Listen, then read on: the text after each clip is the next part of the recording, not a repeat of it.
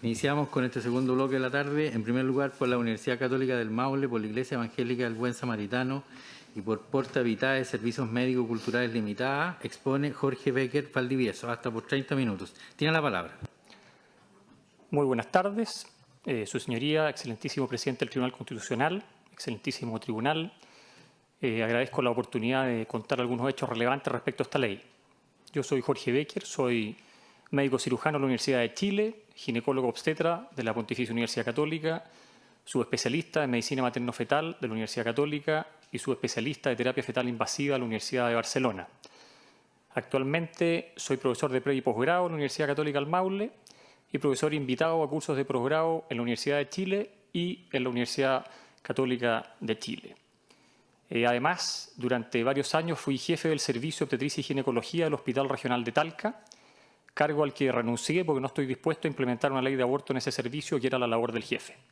Actualmente soy el jefe de la unidad de alto riesgo obstétrico de dicho hospital, que en la práctica ahí se junta toda la patología grave de las embarazadas, tanto médica como de alta vulnerabilidad social, de una región que es pobre, porque la 7ª región y la 9ª región son regiones pobres de Chile. Por lo tanto, todo lo que yo voy a hablar no me lo han contado, no lo he visto en la televisión, sino que es lo que yo hago día a día desde hace 21 años, tanto en un país como es este, sin ley de aborto hasta la fecha, como durante 2 años en un país con ley de aborto, como fue España, ley de aborto restrictiva, similar a la ley que se quiere implementar acá, y con visitas cortas a otros países como Inglaterra, Francia y Italia, con leyes de aborto que en ese momento también eran similares a la que se pretende implementar acá. Por lo tanto, soy una persona que está ahí donde pasan las cosas, con las embarazadas que podrían caer las 3 causales y con las que a veces están fuera las 3 causales, pero de alta vulnerabilidad social, y he vivido en primera línea la experiencia de trabajar en un país con ley de aborto. Actualmente soy el subespecialista en medicina materno-fetal con más horas contratadas en el servicio público, paso parte importante del día en el servicio público y conozco a casi la totalidad de los otros materno-fetales de Chile, y lo primero que me llama curiosamente la atención es que al menos a 30 de ellos, somos 50, nadie los llamó, incluido a mí, para hacer este proyecto de ley, que se supone que somos los que vamos a estar enfrentando a estas pacientes. ¿Qué es alto riesgo obstétrico? Bueno, esto incluye a mujeres portadoras de enfermedades que se embarazan y se complican de sus enfermedades, pacientes sanas que se embarazan y tienen complicaciones durante el embarazo, mujeres de alta vulnerabilidad social que por ese solo hecho tienen factores de riesgo en el embarazo, y cualquiera de ellas que además tenga un hijo con alguna enfermedad diagnosticada durante el embarazo. Actualmente en Chile se cuenta con una legislación muy restrictiva, que es el famoso artículo 119 de 1989, que dice: no podrá ejecutarse ninguna acción cuyo fin sea un aborto. Si bien uno no puede desconocer la existencia de aborto clandestino, porque eso es un hecho, es mandatorio reconocer las excelentes cifras que nosotros tenemos en mortalidad materna, mortalidad perinatal, atención profesional de parto, control prenatal, y es destacable que todos estos indicadores han mejorado significativamente después de 1989. Es decir, a pesar de no tener una ley de aborto, esto no ha tenido consecuencias en la salud reproductiva de las chilenas. La pregunta clave en esta discusión es ¿cuánto vale, entre comillas, el embrión o feto humano? Lo primero y más básico es recordar que en el útero de una mujer embarazada desde la concepción hay un individuo de la especie humana que está vivo. Y si nadie hace nada, ese individuo va a nacer y va a vivir lo que la naturaleza diga. Habitualmente viene sano y en contadas ocasiones puede venir enfermo, pero sigue siendo un individuo de la especie humana. Por lo tanto, es indiscutible que de la unión de un óvulo y un espermio humano lo que se genera es un nuevo individuo humano. Esto es un concepto biológico, va más allá de cualquier cabida, no tiene cabida interpretaciones ideológicas. Y lo segundo es que la propia madre y secundariamente su entorno cercano le da la condición de alguien y no de algo a ese individuo desde el momento en que sabe que está embarazada. Las mujeres de esta sala, si han tenido hijos, lo saben, y los hombres de esta sala sabemos que cuando la madre de nuestros hijos nos avisó que estaba embarazada, automáticamente nos imaginamos a una persona. Esto va más allá de la medicina, es cuestión de sentido común. Tan obvio es esto que desde el año 2013 en Chile tenemos una ley que celebra el 25 de marzo de cada año el día en que está por nacer. Es decir, el ordenamiento jurídico chileno dice que el no nacido es un sujeto real e identificable, le celebra un día. La verdad es que pido disculpas por explicar algo tan obvio, pero algunos líderes de opinión en la discusión de este tema han dicho que el embrión humano no siempre es humano, que no siempre está vivo, sin poder explicar nunca desde cuándo vive, y que en tercer lugar, en vez de que sea alguien, han hecho esfuerzos importantes para transformarlo en algo. Además, el feto, desde hace décadas, es considerado como un paciente necesitado de cuidados. La irrupción de la ecografía en el control prenatal cambió radicalmente el concepto que había del feto. Todos los que han asistido a ecografías de sus hijos o de un pariente cercano probablemente se han impactado con las imágenes que se puede obtener. Nos falta, tal vez, saber lo que piensa un feto. Todo el resto ya lo podemos ver por ecografía. En primer lugar, es la madre la que asume a su hijo como paciente, pues apenas está embarazada, sea ese hijo deseado o no, buscado o no, acude a un control médico o es llevada por familiares cercanos y siempre la consulta está centrada en, doctor, ¿cómo está mi hijo? ¿Es hombre o mujer? ¿Cómo se ve? ¿Viene sano? ¿Cuándo van a nacer? Y evidentemente después de eso viene toda una fantasía de imaginarse la cara del hijo, qué nombre se le va a poner, etcétera, etcétera. En segundo lugar, es el médico quien le da el estatus de paciente, porque hoy en día es posible examinar muy exhaustivamente a un ser humano antes de que nazca. Habitualmente viene sano, en ocasiones viene enfermo y es posible tratarlo in útero, y en otras ocasiones, desgraciadamente, la patología es de tal gravedad que nos enfrentamos a un paciente terminal. Y por último, es el Estado quien también asume al no nacido como un paciente. Ustedes dirán, ¿por qué? Porque se gastan millones de dólares al año en el cuidado del recién nacido. Un buen equipo de ecografía cuesta entre 100 y 150 mil dólares. Solo en el hospital de Talca tenemos 3. Y en el resto de Chile, ¿para qué les digo? O sea, solo en equipamiento son millones de dólares para saber cómo están los hijos, costosas tecnologías para hacer diagnóstico prenatal, costosas tecnologías para tratar a los niños in útero cuando es posible. Más encima, hay una preocupación extraestatal por el feto y cabe destacar que se acaban de cumplir 10 años de la implementación de la Ley de Protección a la Infancia, bajo la cual está el programa Chile Crece Contigo, que se inició en el gobierno anterior de la presidenta Bachelet, donde el foco es el hijo, no la madre. Esto está centrado en que desde la vida fetal se identifican niños que van a estar en un riesgo, en un criterio de vulnerabilidad, y desde todo el embarazo hasta la infancia es cuidado por una política pública. Por lo tanto, es un hecho que cuando tengo frente a una embarazada, delante mío, tengo 2 pacientes y obviamente los pacientes son personas. Conociendo lo mencionado, vamos a hablar algunos datos relevantes. Se ha hablado que la interrupción del embarazo legal es voluntaria. Eso es en el papel. Desgraciadamente somos pocos los médicos chilenos que hemos tenido la oportunidad de estar en países del extranjero donde hay leyes de aborto de interrupción voluntaria. La realidad en esos lugares es que ante el más mínimo efecto fetal, la mujer es empujada por el equipo médico dando siempre como primera opción el aborto. Estimada paciente, su hijo tiene tal patología, debe saber que la ley permite interrumpir su embarazo. Y cuando la mujer pregunta directamente si eso tiene algún riesgo, me tocó presenciarlo en innumerables oportunidades con respuestas de no se preocupe, no pasa nada. Esa es la práctica en los lugares donde hay leyes de aborto.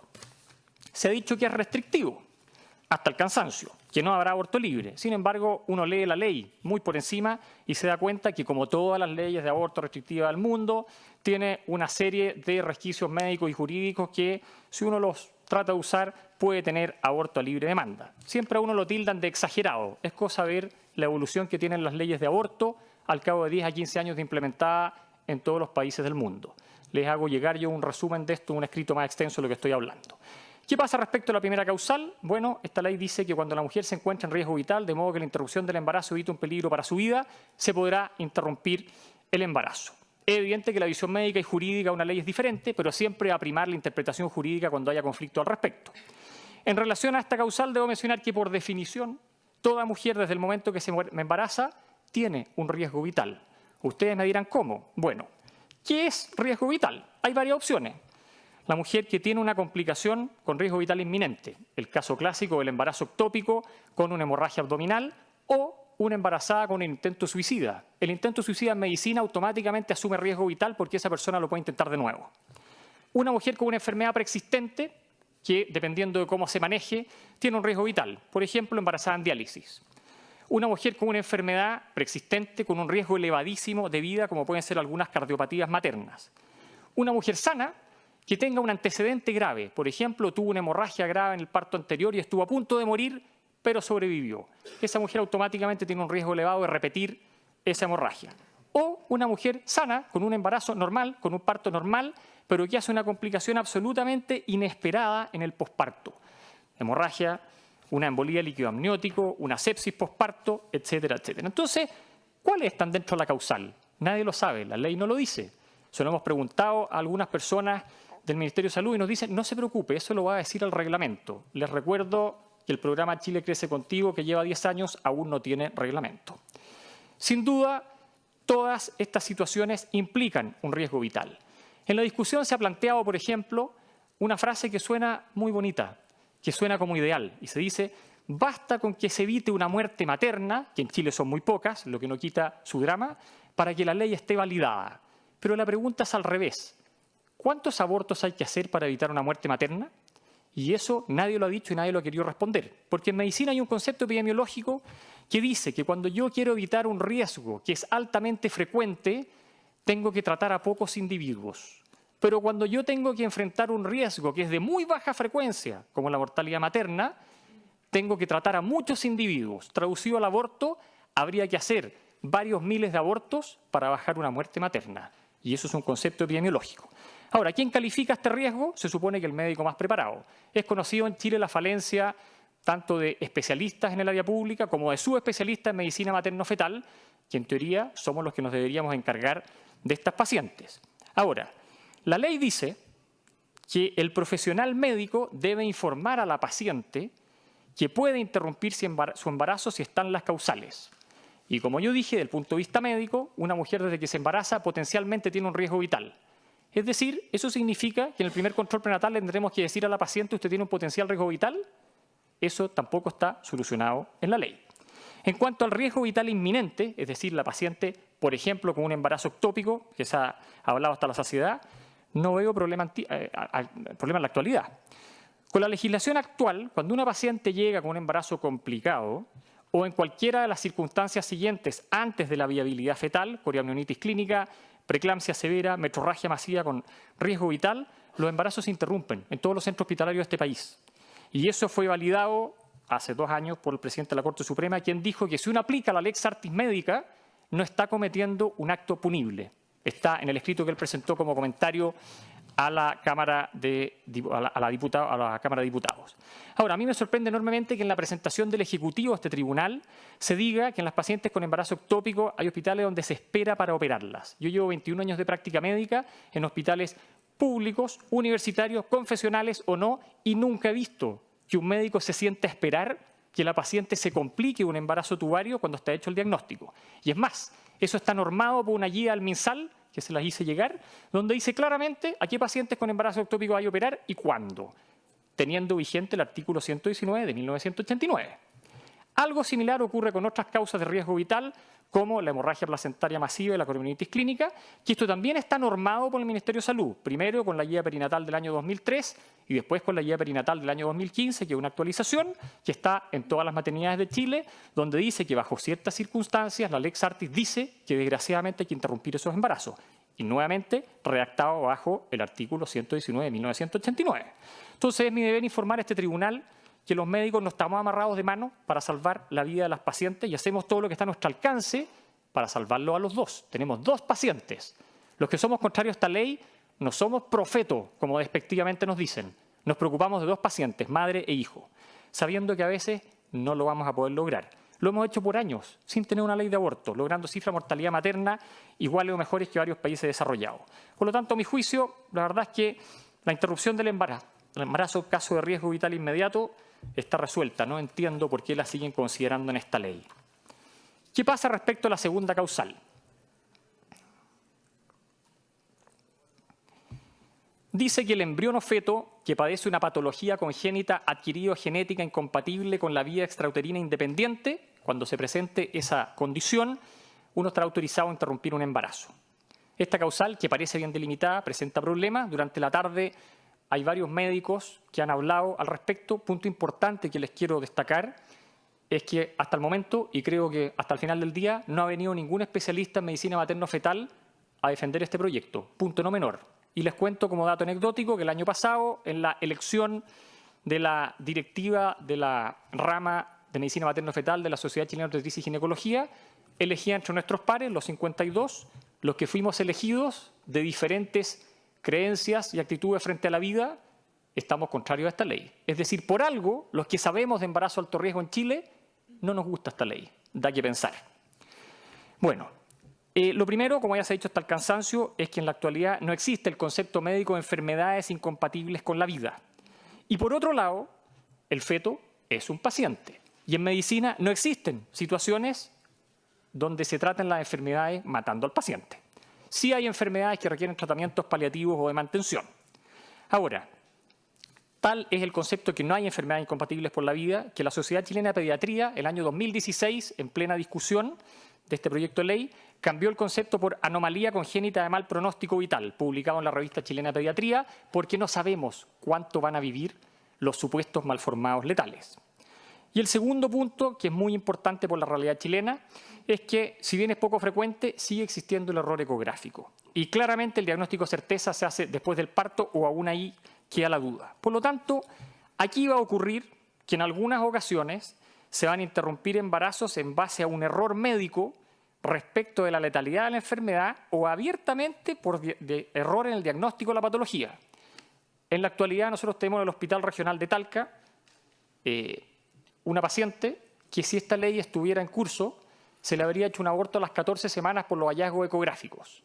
Afortunadamente para su hijo, cayó dentro de las situaciones poco frecuentes donde, de manera bastante inexplicable, todos los hallazgos a las 14 semanas desaparecieron. Y hoy en día tiene 20 semanas y ecográficamente es un niño sano. Las enfermedades evolucionan en el útero. Y si bien algunas evolucionan para mal, otras evolucionan para bien. Y eso cualquier ginecólogo dedicado al diagnóstico prenatal lo sabe y le ha tocado. Todos tenemos supuestos malformados letales que después de nacer o tenían otra cosa o no tenían nada. Ustedes me dirán, ¿eso es habitual? No, no es habitual. Pero estamos hablando de una ley que incluye matarlos.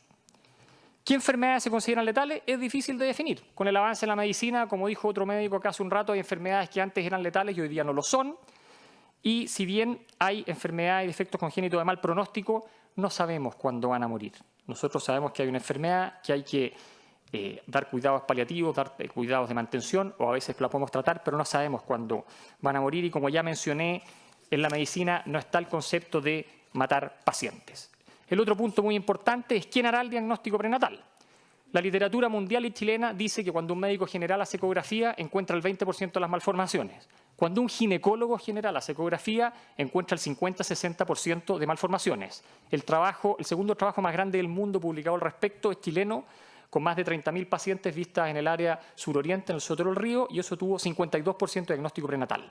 Y si lo hace un subespecialista en medicina materno-fetal, se eleva a 90%. Pero siempre existe la posibilidad de no diagnóstico o de error en el diagnóstico o en la severidad del diagnóstico. En Chile somos 52 subespecialistas en medicina materno-fetal, 40 de ellos están en Santiago y casi la totalidad en el área privada, con muy pocas horas en hospitales públicos. Hacia el norte no hay nadie más allá de la quinta región, hacia el sur no hay nadie más allá de Valdivia.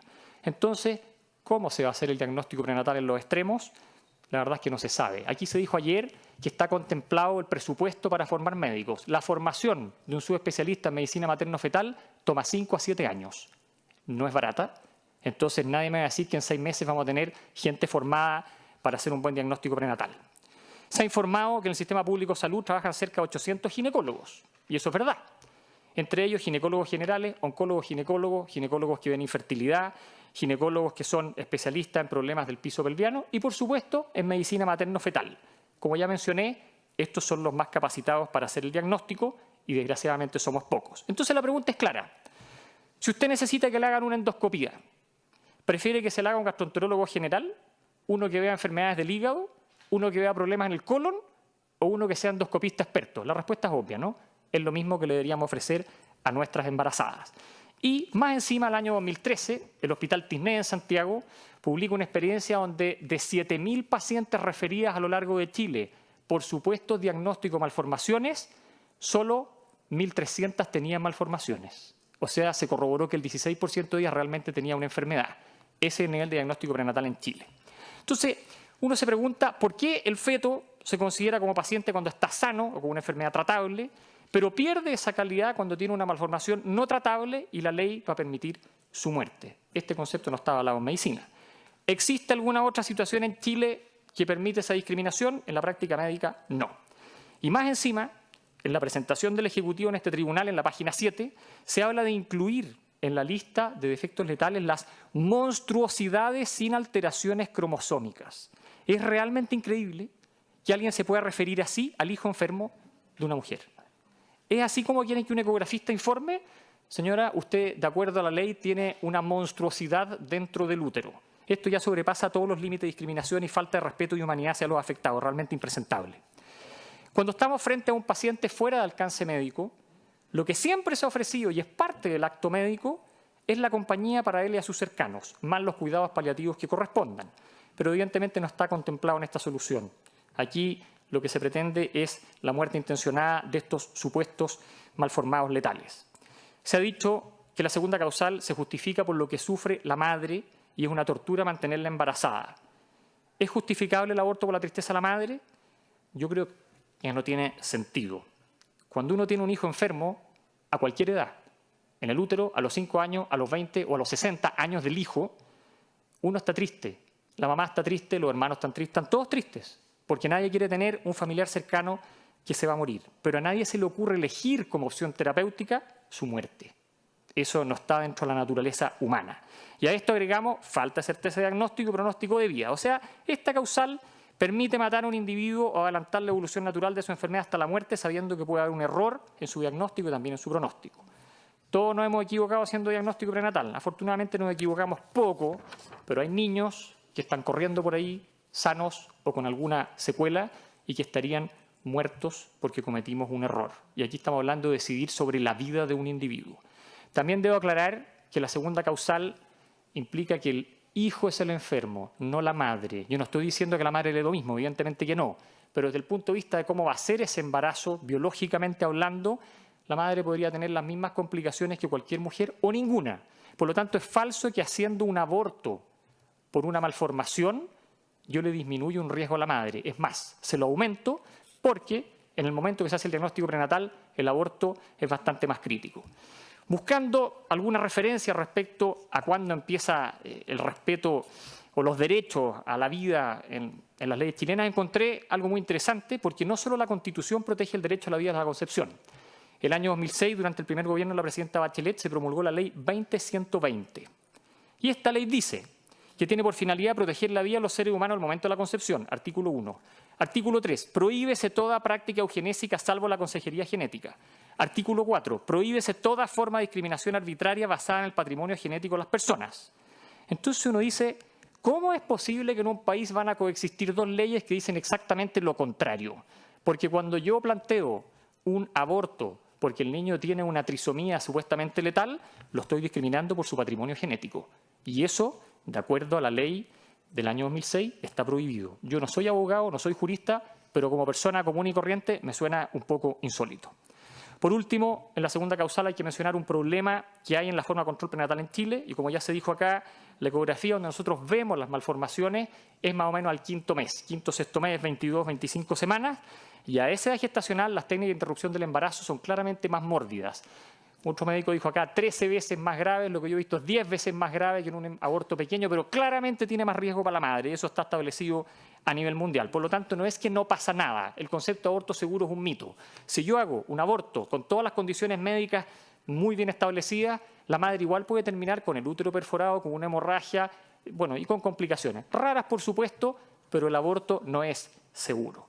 Y el otro problema es que cuando uno interrumpe un embarazo después de los 5 o 6 meses, es altamente probable que ese niño nazca vivo. Y una ley de interrupción del embarazo da por entendido que no hay sobrevida.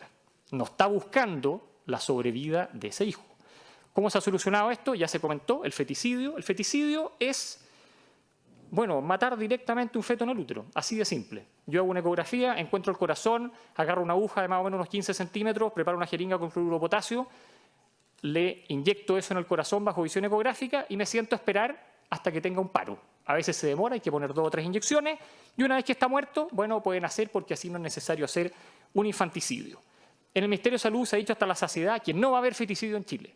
Entonces uno dice, bueno, ¿cómo se va a manejar estas situaciones? Ejemplo, el embarazo gemelar tiene una alta tasa de malformaciones. Entonces, ¿qué voy a hacer yo cuando al 5.º mes encuentre una señora con un gemelar, con un feto normal y con el otro con una malformación grave? la única forma de aplicar la ley de abortos con el feticidio del enfermo. No hay otra forma de hacerlo. Y me quedan dos opciones más. Una, abortar a los dos. Y la otra, decirle a la paciente, la ley no se puede aplicar en usted. Por lo tanto, todo esto que han dicho autoridades del MinSal de que no va a existir el feticidio, que por lo demás está en las guías de la OMS. Aquí se ha hablado de leyes internacionales, de que no las cumplimos, la OMS lo valida. Pero al parecer se niegan a reconocerlo porque claramente es políticamente incorrecto. Es duro decirle a la población, cuando esto pase vamos a matar al feto dentro del útero para que nazca muerto. En resumen, esta causal es discriminatoria para el feto, no soluciona nada, van a seguir habiendo malformados y pone a la mujer en una encrucijada terrible, que es decidir la muerte de un hijo enfermo y más encima la expone a los riesgos de un aborto tardío. Yo creo que lo más humano, y esto ya no lo digo como médico, lo digo como papá, yo tengo hijos, tengo sobrinos, lo más humano es fomentar las políticas de acompañamiento que ya hay frente no solo al feto, sino frente a cualquier familiar enfermo que está fuera del alcance médico y acompañarlo hasta que la naturaleza diga que ese familiar desgraciadamente le toca morir. En Chile hay amplia experiencia en acompañamiento con resultados superiores a 85 o 90% de persistir en los embarazos y con pacientes que cierran el ciclo de vida y muerte de su hijo, que es muy distinto a decidir el día y la hora en que va a morir un hijo. Respecto a la confidencialidad, bueno, aquí se ha dicho que esto no es ley de aborto libre, pero en el aborto dice que se busca, la ley de aborto dice que se busca privilegiar el deber de la confidencialidad por sobre el deber de denuncia ante una interrupción del embarazo realizada por la mujer o por un tercero con su consentimiento. Esto está fuera de las tres causales. Esto quiere decir que cuando una paciente llegue a un servicio de urgencia con un aborto provocado fuera de las tres causales, eso no se puede entregar antecedentes a la Fiscalía. Ahora, yo soy convencido que la mujer que aborta no debe ir a la cárcel, porque la mujer que aborta es una víctima. Y yo creo que lo que se persigue al entregar antecedentes a la Fiscalía es saber quién es el abortero, que ese es el que tiene que pagar una pena, y larga. Esa es la finalidad de la denuncia. Pero cuando ya estamos diciendo que cualquier tipo de aborto no va a ser denunciado, eso es aborto libre en Chile. ¿Qué pasa respecto a la objeción de conciencia? Eso a los únicos que nos toca es a nosotros. Es re fácil hablar de ley de aborto cuando el que va a disparar es otro. Es súper fácil. No, hay que hacer ley de aborto. Pero nadie nos pregunta qué vamos a hacer nosotros, que los que bajo circunstancias específicas vamos a tener la orden de matar, literalmente. ¿Hay objeción de conciencia? En el papel sí, en la práctica no. En el papel dice claramente que uno puede ser objetor, salvo que el aborto sea impostergable. Ejemplo de impostergabilidad de un aborto, aborto por violación que cumple su plazo. Si yo soy el único médico disponible en un turno, sí o sí le tengo que hacer el aborto. Se acabó la objeción de conciencia. Y en segundo lugar, hay que pensar si la objeción de conciencia es no hacer un aborto o es no participar en todo el proceso que termina en un aborto. Y la ley es súper clara en decir que el médico tiene que informarle a la paciente que bajo ciertos principios puede abortar y si no está de acuerdo, tiene que informar para que sea derivada. O sea, aunque yo no esté de acuerdo con el aborto por múltiples motivos médicos o personales, tengo que guiar a la paciente en este camino que sí o sí va a terminar en un aborto. En resumen, la objeción de conciencia es un punto más en este proyecto inaplicable en la práctica. La verdad es que después de haber discutido largamente todo esto, es realmente desalentador discutir con la Autoridad de Salud en Chile y cuando uno expone todo esto, la respuesta final es, bueno, esta ley debe salir adelante porque es parte del programa de gobierno y no hay argumentos médicos ni epidemiológicos que la avalen. A mí realmente me sorprende que frente a toda la evidencia científica, histórica, jurídica presentada, se insista en tener una ley de aborto sin importar las consecuencias sanitarias ni sociales que eso produce. Para terminar, puedo concluir que considerando la situación de los indicadores en Chile, esta ley no va a resolver nada, claramente va a crear problemas de salud física, de salud mental, problemas económicos. Esto tiene un costo tremendo. Van a haber patologías que van a quedar al lado por enfrentar la ley de aborto. ¿Qué se puede hacer frente a esto? La respuesta es simple. Como ya dije, la primera causal está regulada en Chile por el Ministerio de Salud con una buena práctica médica y la segunda y tercera causal, yo creo que lo mejor que se le puede ofrecer a una persona cuando tiene un problema en la vida es acompañarla en cualquier problema en la vida y no decirle usted decida y alguien va a acatar lo que usted diga, sobre todo cuando esa decisión implica la muerte de un hijo. El aborto provocado, legal o ilegal, pasa la cuenta por el resto de la vida y se lo dice alguien que lleva 21 años viendo embarazos de alto riesgo, entre los cuales evidentemente están mujeres que han abortado, fuera de Chile, dentro de Chile, con ley o sin ley. es una marca para siempre. Es realmente horrible. Eso es lo que yo les quería decir y por otro lado comentar que es cierto que esta instancia no es para eso, pero habría sido tremendamente interesante poder conversar de esto. Ustedes no me pueden preguntar, yo no les puedo preguntar. Ustedes son un grupo de personas que el currículum que tienen es envidiable desde el punto de vista jurídico, profesional, docente, no lo sé. No me cabe ninguna duda que van a tomar una buena decisión, pero muchos políticos de este país han dicho que el aborto es un mal social. No logro entender cómo le podemos ofrecer a la sociedad un mal social. El aborto legal o ilegal nunca es bueno. Muchas gracias. Quisiera pedir permiso para retirarme porque me tengo que ir a Talca. Nos hayan informado. Ya. Por favor.